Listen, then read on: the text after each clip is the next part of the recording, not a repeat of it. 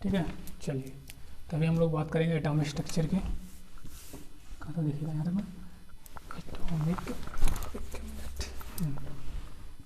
Atomic structure, ठीक है। परमाणु संरचना, परमाणु संरचना में भी हम डिस्कवरी ऑफ इलेक्ट्रॉन, ठीक है, इस पोर्शन में बात करेंगे discovery of electron, discovery of electron की। ओके, तो उसके पहले डिस्कवरी ऑफ इलेक्ट्रॉन का कैथोड रे डिस्चार्ज ट्यूब है, उसका सेटअप बनाते हैं, फिर उसके हेल्प से देखेंगे कैथोड रे का जो करेक्टरिस्टिक है, और कैथोड रे को ही इलेक्ट्रॉन बोलते हैं ऐसा। तो ये प्रूफ किया था किसने, जो कैथोड रे डिस्चार्ज ट्यूब था वो एक्सपेरिमेंट किसने शुरू किया था, फैराडे ने किया था, ठीक है। पहले सेटअप बनाते हैं। तो यहाँ पे कुछ ऐसा कैथोड, ये कैथोड रे डिस्चार्ज ट्यूब जो कि एक ग्लास का बना होता है, इसमें दो प्लेट लगी होती हैं, एक कैथोड की प्लेट होती है, एक एनोड की प्लेट होती है, कैथोड रे डिस्चार्ज ट्यूब, ठीक है। ठीक है, इसमें दो पीस मिडल का होता है, मतलब दो इलेक्ट्रोड होता है, कैथोड और एक एनोड।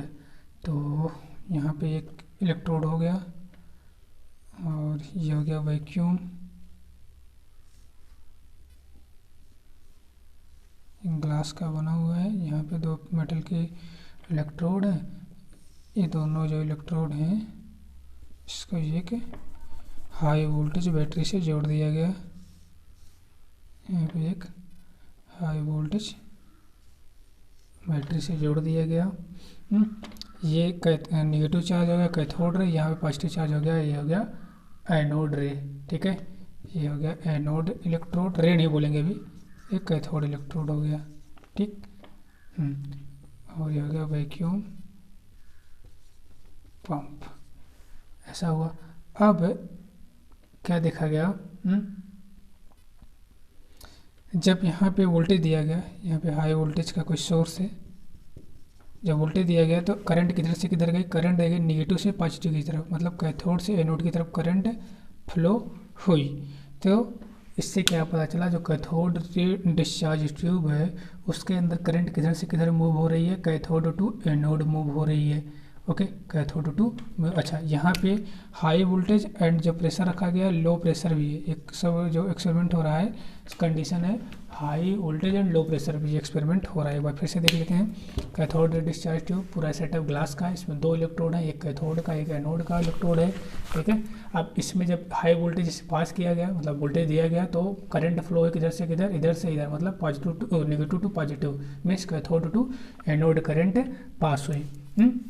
ओके, अब यहाँ पे एक हम दूसरा आंसर बनाएंगे ताकि ये पता चल सके कि कौन सी रे है, मतलब कैथोड रे कि एनोड रे है, ठीक है। क्योंकि कैथोड रे क्या होती है, इनविजिबल होती है, दिखाई नहीं देती है। ओके, एक मिनट। तो यहाँ एनोड जो है, एनोड का जो इलेक्ट्रोड है इसके पीछे हम क्या कर देंगे, कोटिंग कर देंगे किसकी, एक फ्लोरेसेंट मटेरियल की जिसका नाम है जिंक सल्फाइड। तो यहाँ जिंक सल्फाइड की हम क्या कर देंगे, कोटिंग कर देंगे, ZnS की कोटिंग कर देंगे। जब ZnS की कोटिंग करेंगे तो जैसे कैथोड से एनोड की तरफ, मतलब कैथोड रे कैथोड से एनोड की तरफ आएगी, एनोड प्लेट पे पड़ेगी, और इस ZnS zinc sulphide coating material यानी जो फ्लोरेसेंट मटेरियल है इस पर पड़ेगी तो चमकने लगेगा। तो इससे कन्फर्म हो जाता है हाँ कैथोड रे है। अब कुछ प्रॉपर्टी देखेंगे कैथोड रे की। ओके, ठीक है, पहले सेटअप के बारे में देख लेते हैं, उसके बाद फिर बताते हैं। फैराडे जो थे, ठीक है, फैराडे का क्या था, कैथोड रे डिस्चार्ज ट्यूब था। ये फैराडे का एक्सपेरिमेंट था, यानी कि कैथोड रे डिस्चार्ज का ट्यूब एक्सपेरिमेंटों में बहुत किया जाता था। तो ये किसका बना होता था, ग्लास का, ग्लास का बना होता था। इसमें दो पीस मेटल था, दो पीस मेटल था जो कि इलेक्ट्रोड था, मतलब एक कैथोड था एक एनोड था, ये दो बात हो चुकी है, ठीक है। और इसमें क्या प्रोवाइड किया जाता था, ये सब मतलब स्किप भी कर सकते हो, कुछ है नहीं ज़्यादा खास। सफिशिएंट हाई वोल्टेज, बट कुछ छोड़ना नहीं है, sufficient high voltage applied across the electrode current start flowing in the tube. कहाँ से कहाँ जाएगी, मतलब करंट कहाँ से कहाँ फ्लो होगी, कैथोड से एनोड की तरफ करंट फ्लो होगी। अच्छा, वही यहाँ पे लिखा हुआ है कैथोड रे पार्टिकल जो होता है किधर से किधर फ्लो करता है, कैथोड यानी कि नेगेटिव चार्ज पार्ट नेगेटिव से पॉजिटिव की तरफ, कैथोड से एनोड की तरफ मूव करता है। ये चीज़ हो गया, थोड़ा नीचे दिख रहा है, हाँ ओके, कैथोड से एनोड की तरफ मूव करता है। अब ये इंपॉर्टेंट है, characteristic of the cathode ray, ठीक है। यहाँ पे कुछ करेक्टर जो कि मेमोराइज होना चाहिए, करेक्टरिस्टिक ऑफ, ठीक है,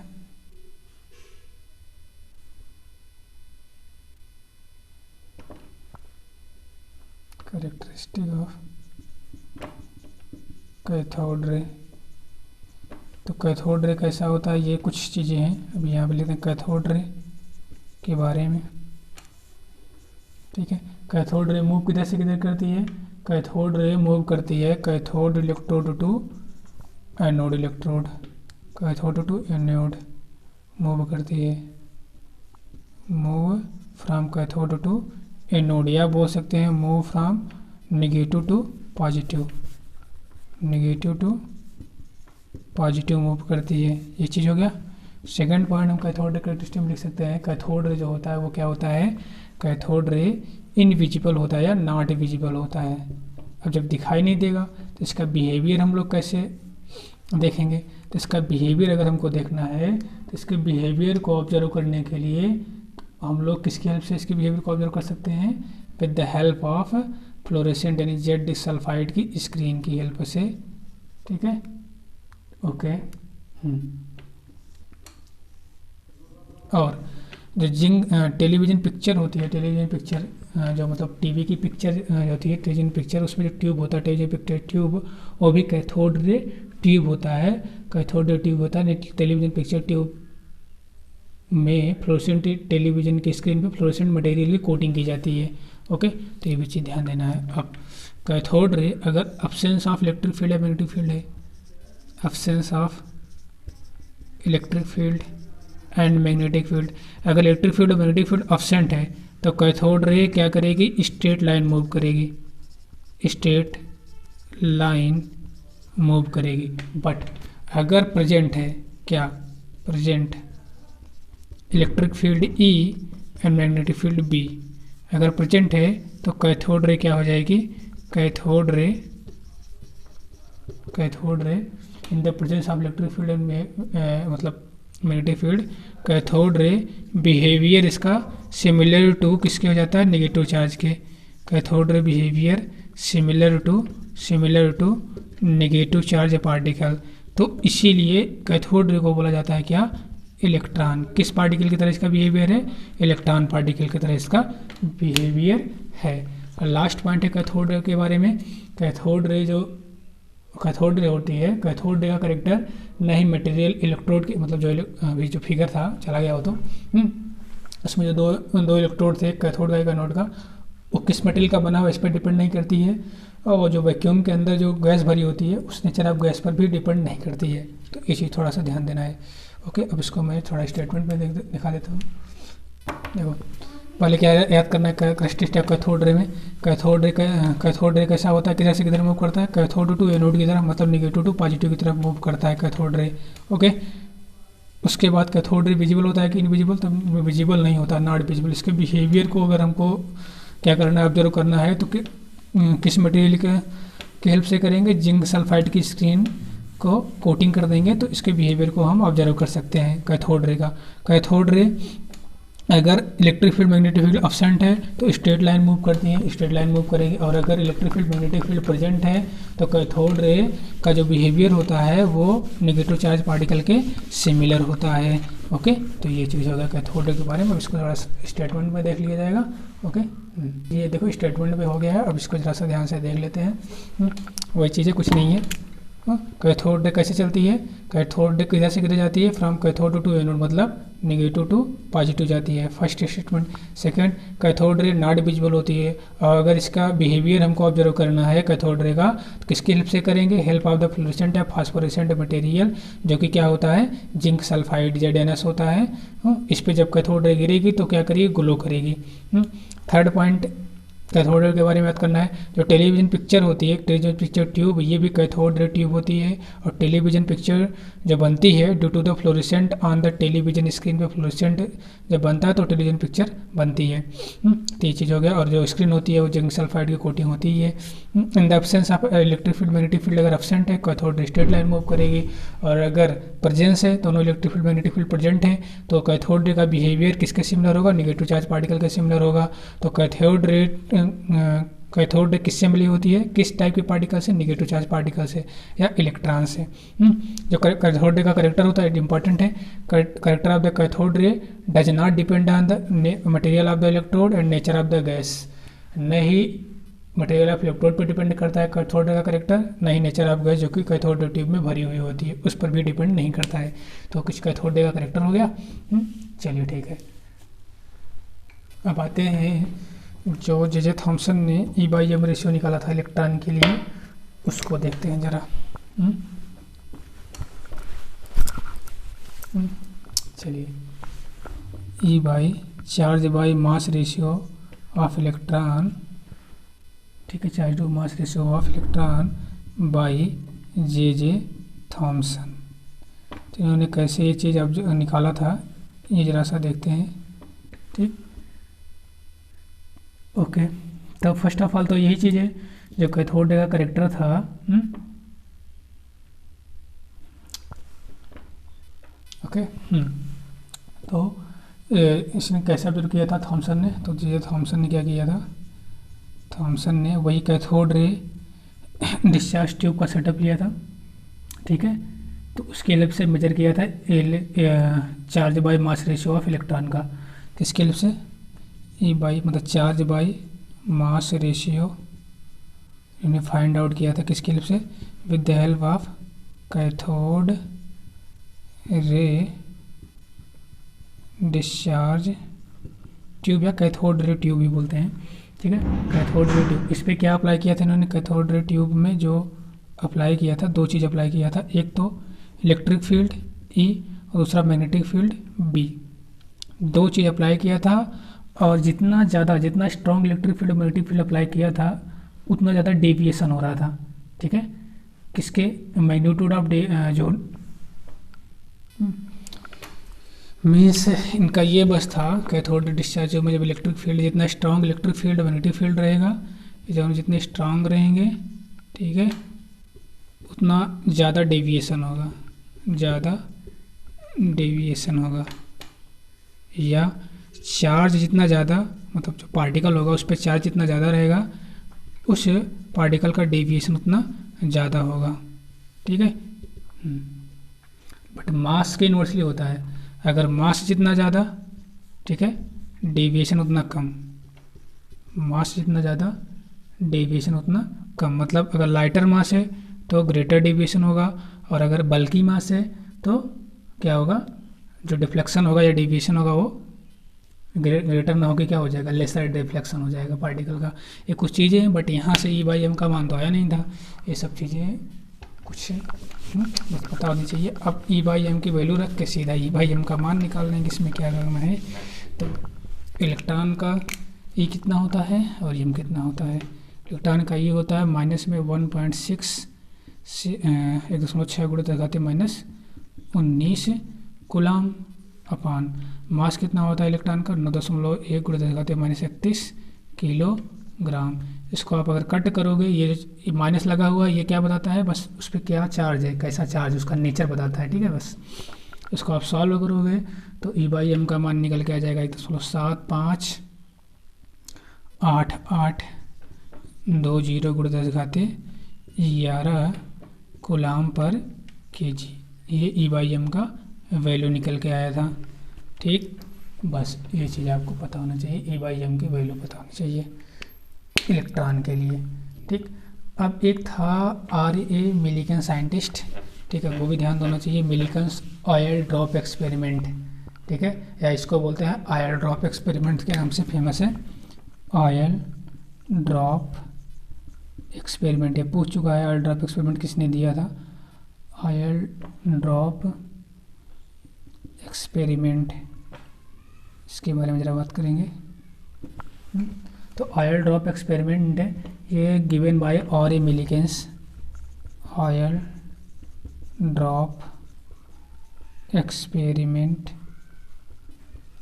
गिवन बाय, पहले तो यही पूछ चुका है किसने दिया था, R.A. मिलिकन ने दिया था, R.A. मिलिकन्स ने दिया था। ठीक है, अब ऑयल ड्रॉप एक्सपेरिमेंट का पर्पज क्या था, ये एक्सपेरिमेंट किस लिए किया गया था। तो ये एक्सपेरिमेंट का पर्पस था डिटरमाइन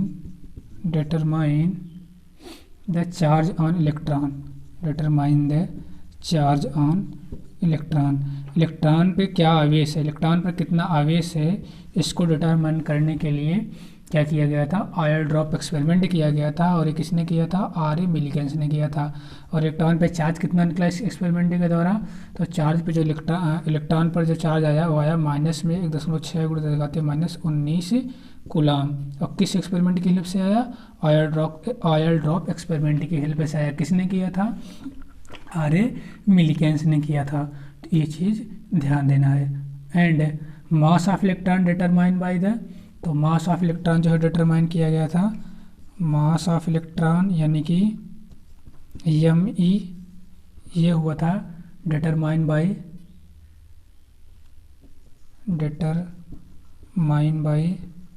दोनों, मतलब जो चार्ज बाय मास रेशियो भी हमने इलेक्ट्रॉन का निकाला है, E बाई M रेशियो और divided by charge on electron, यानी कि चार्ज इलेक्ट्रॉन का क्या है और E बाई M इलेक्ट्रॉन का क्या है, इन दोनों को डिवाइड कर देंगे तो मास ऑफ इलेक्ट्रॉन आ जाएगा। चार्ज कितना है 1.6 × 10⁻19 कूलम, E बाई M कितना है 1.758820 10⁻11 माइनस में नहीं 10⁻5 पॉजिटिव में 11 कूलम पर kg। इसको सॉल्व कर लेंगे तो कूलम से कूलम कट जाएगा, ठीक है, ये kg इनवर्स ऊपर जाएगा kg में हो जाएगा। तो मास ऑफ इलेक्ट्रॉन आ जाएगा 9.1 × 10⁻31 किलोग्राम। या अगर आप ऐसे नहीं करना चाहते तो ऐसे ही कर लीजिए, एक तरीका इसका और है, ठीक है। इलेक्ट्रॉन पर आवेश कितना होता है 1.6 × 10⁻19 कूलम। ये भी इलेक्ट्रॉन का आवेश ही तो है, ये भी हो जाएगा 1.6 × 10⁻19 कूलम। ये क्या है, मास ऑफ इलेक्ट्रॉन कितना होता है 9.1 × 10⁻31 kg। ये कूलम है, ये भी कूलम है, ये भी कूलम है, ठीक। इस एक कट जाएगा, बचेगा क्या 9.1 × 10⁻31 किलोग्राम, क्योंकि ऊपर जाके मल्टीप्लाई हो जाएगा, ये हो जाएगा मास ऑफ इलेक्ट्रॉन। तो आपकी जैसी इच्छा वैसे आप सॉल्व कर लीजिए। तो मेन इसमें क्या था, ऑयल ड्रॉप एक्सपेरिमेंट था, किसने दिया था, आर ए मिलिकेंस ने दिया था। पर्पज क्या था इसका, चार्ज इलेक्ट्रॉन पे कितना आवेश है इसको डिटरमाइन करना था। उस डिटरमाइन हो गया कितना 1.6 × 10⁻19 कूलम। अब इलेक्ट्रॉन का मास कैसे निकाला गया था, रूल तो यही है कि आप E बाई मतलब charge upon charge by mass ratio को डिवाइड करोगे तो आएगा 9.1 × 10⁻31, चाहे आप डायरेक्ट करो चाहे ऐसे करो, ओके। तो ये चीज़ हो गया। की बात करेंगे कैनाल रे, ठीक, या यही होता है क्या, पॉजिटिव चार्ज पार्टिकल। कैनाल रे में कंसिस्ट होता है कैसा पार्टिकल, पॉजिटिव चार्ज पार्टिकल, ठीक है, पॉजिटिव चार्ज पार्टिकल। इसका कुछ करेक्टर देखेंगे, करेक्टर्स। तो फर्स्ट इसका जो करेक्टर है कैनाल रे का, ठीक है। यहाँ पे दोनों का कंपेयर ही कर देते हैं, छोड़िए। यहाँ पे मैं लिखूँगा पहले कैनाल रे और यहाँ पे मैं लिखूँगा कैथोड रे।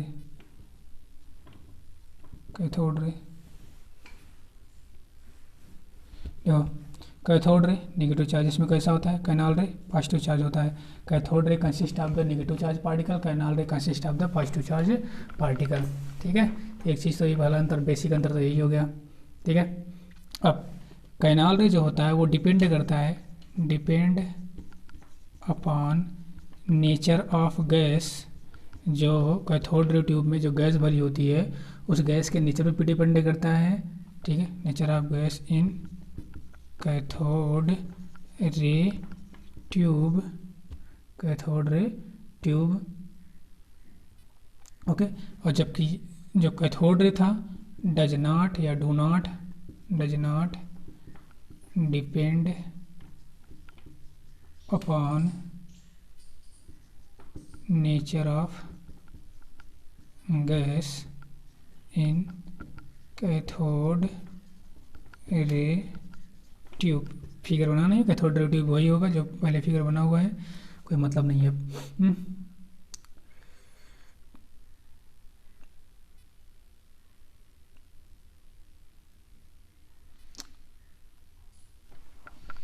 तो बस इतना बेसिक है, दो ही डिफरेंट रहने देते हैं। और कुछ इम्पोर्टेंट पॉइंट देख लेते हैं जो एग्ज़ाम में आ सकते हैं, ठीक है। जैसे एक ये आ सकता है मास ऑफ इलेक्ट्रॉन, ये मतलब वैसे ही पॉइंट है, mass of electron upon mass of hydrogen atom का रेशियो क्या होगा। तो मास ऑफ इलेक्ट्रॉन और मास ऑफ हाइड्रोजन एटम का रेशियो 1/1/1837 होता है, ठीक है। अब अगर स्पीड में आ जाए, किसकी स्पीड ज़्यादा है, एनोड की कैथोड की, तो एनोड रे से ज़्यादा स्पीड में चलता है कैथोड रे, ठीक है। अगर पूछ लिया जाए एनोड रे कैथोड रे में स्पीड का ऑर्डर, तो एनोड रे लो स्पीड से होगा, कैथोड रे काफ़ी फास्ट स्पीड से होगा, ठीक है। तो स्पीड का ऑर्डर हो जाएगा या वेलोसिटी का ऑर्डर हो जाएगा, ठीक है। और डिफ्लेक्शन का ऑर्डर भी यही होगा, स्पीड का भी ऑर्डर होगा यही, डिफ्लेक्शन का भी ऑर्डर होगा। डिफ्लेक्शन का भी ऑर्डर, एनोड रे उतना डिफ्लेक्ट नहीं करता है जितना कैथोड रे डिफ्लेक्ट करता है, जितना कैथोड रे डिफ्लेक्शन करता है, ठीक है। अगर E/m कैथोड एनोड का पूछा जाए, E/m कैथोड का और E/m एनोड का, तो किसका ज़्यादा आएगा किसका कम। तो E/m जो है कैथोड का वो ज़्यादा आएगा, एनोड का कम आएगा। मतलब E/m स्पीड डिफ्लेक्शन तीनों का तीनों कैथोड रे का ज़्यादा है, एनोड का कम है। ये चीज़ हो गया, ठीक है, ये हो जाएगा, ठीक, ये चीज़ हो गया। बाकी मास ऑफ प्रोटॉन और मास ऑफ इलेक्ट्रॉन में तो ऑर्डर पता ही है, mass of proton mass of electron भी ऑर्डर है, और न्यूट्रॉन का रहेगा तो ये ऑर्डर हो जाएगा। तो ये कुछ बेसिक ऑर्डर हो गए जो कि मेमोराइज होने चाहिए। तो ये हो जाएगा characteristic of cathode ray, characteristic of anode ray. Okay, thank you.